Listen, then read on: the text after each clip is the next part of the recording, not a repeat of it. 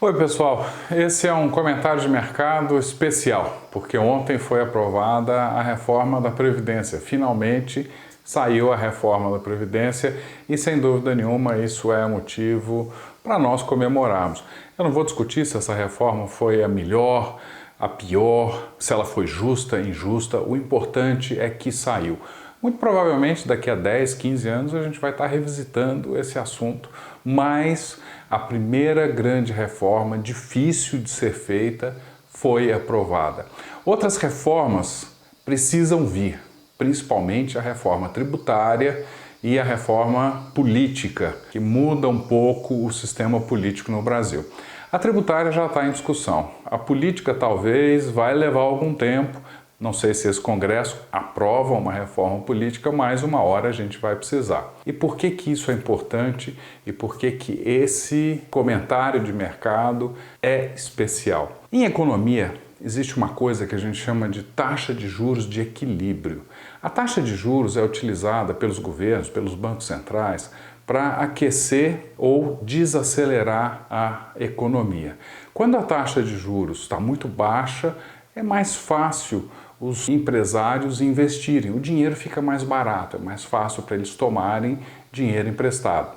Em países que não têm o spread bancário imoral, como aqui no Brasil, você sabe a minha opinião sobre o spread bancário, quando a taxa de juros cai, o financiamento ao consumo, as prestações, elas diminuem, então as pessoas compram mais. Então uma taxa de juros mais baixa aquece a economia.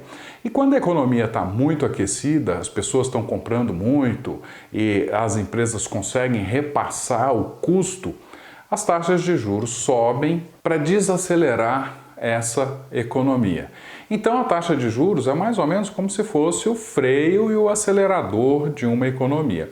E existe um ponto que a taxa de juros mantém a economia crescendo sem gerar inflação. Esse ponto é chamado de taxa de juros de equilíbrio. No Brasil, acreditava-se que a taxa de juros de equilíbrio era por volta de 4,5%, por causa da estrutura e dos custos da nossa economia. Com a reforma da Previdência, a reforma tributária e as outras reformas, essa taxa de juros tende a cair. É difícil a gente saber quanto é, mas com certeza ela não vai ser mais a mesma que era no passado.